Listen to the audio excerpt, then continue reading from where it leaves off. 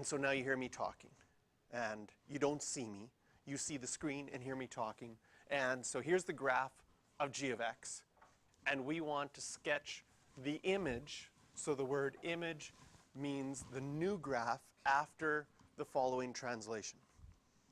We also are going to write the equation of that image in terms of the function g.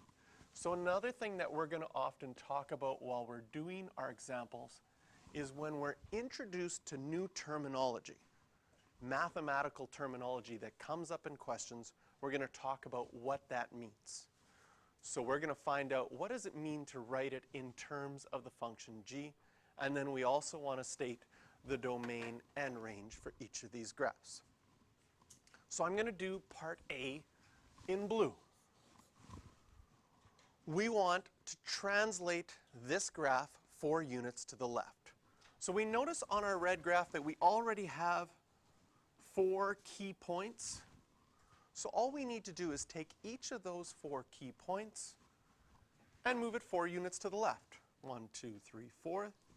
1, 2, 3, 4.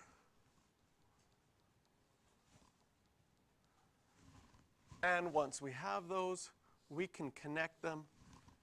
And this is the graph moved 4 units to the left. We now want to write the equation of that blue graph in terms of g. So our new blue graph will be y equals, and how do we write something that's been moved 4 to the left?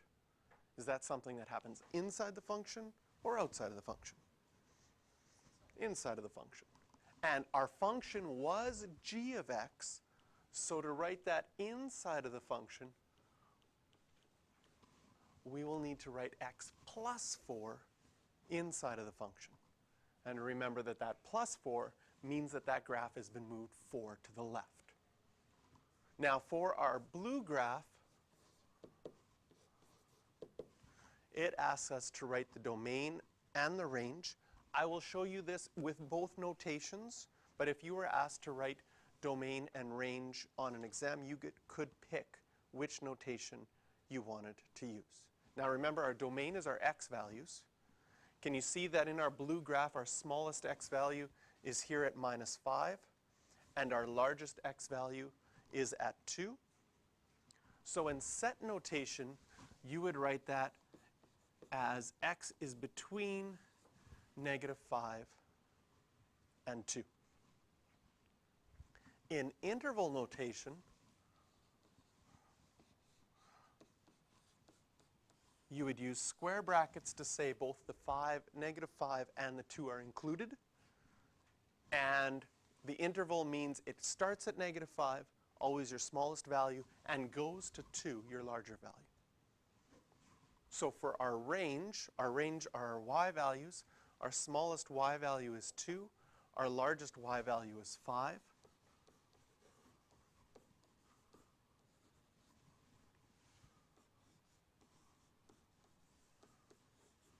So we could write our range this way. And so we've written our equation in terms of g. And when it says in terms of g, that means in your answer you need to have g. So we have the function g written in our answer.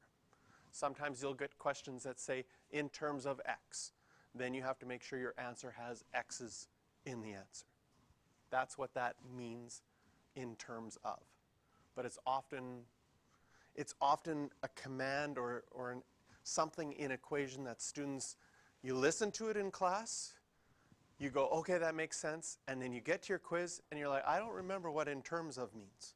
So that's why I'm highlighting those things a little bit more, because one of the things that holds people up in a math class is not necessarily that they can't do the math, they just don't know what math they're supposed to do, right? And if they say, well, if you would have told me to do that math, I can do that math, but just the wording threw me off. So we want to focus on that, because mathematics is also a language, and so we have to learn that as well. And then in B, we'll do B in green. You wanted to translate our original graph 1 unit up. So each of our points from our original red graph gets shifted 1 unit up.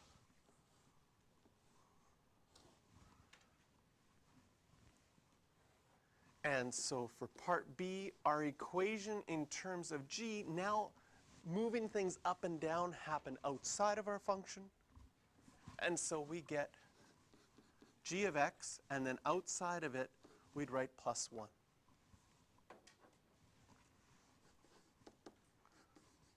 Our domain and our range, now our smallest value for x is -1. Our largest value for x is 6.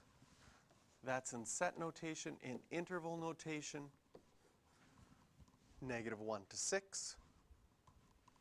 And our range, our smallest y value is 3.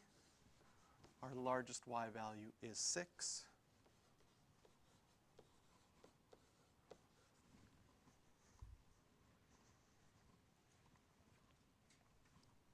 And there we have our answer.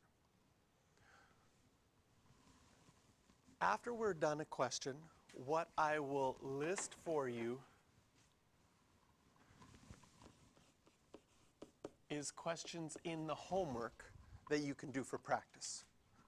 So right now we're going to take 6 minutes to work on these. So these questions happen right at the end of the unit. So if you turn, they start on page 169, question 4. And the nice thing about checking your answers in this book is you don't have to turn all the way to the back. So these questions start on page 169, and your answers are at the end of this lesson, which is on 176. So you can do some questions, check your answers going along, and practice them that way.